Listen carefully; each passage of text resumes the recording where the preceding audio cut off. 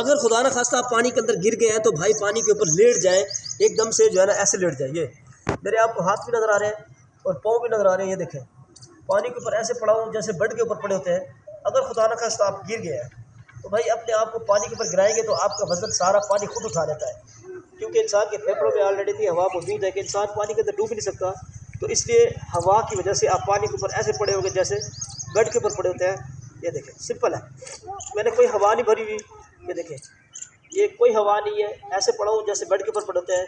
गलती क्या होती है, जैसे कोई बंदा अगर पानी के अंदर गिर जाता है, गाड़ी गिर जाती है या कोई सैलाब के अंदर आ जाते हैं, या वैसे नहाते हुए लोग जो है ना वो पानी के ऊपर जैसे गिरते हैं या पानी में डूबने लगते हैं तो खड़े हो जाते हैं। खड़े होके ये करते हैं काम, ऐसे खड़े होके ऐसे बचाओ बचाओ बचाओ ऐसे कर रहे होते हैं, बचाओ बचाओ बचाओ, ऐसे नहीं भाई पानी के ऊपर लेट जाए, ऐसे सिंपल।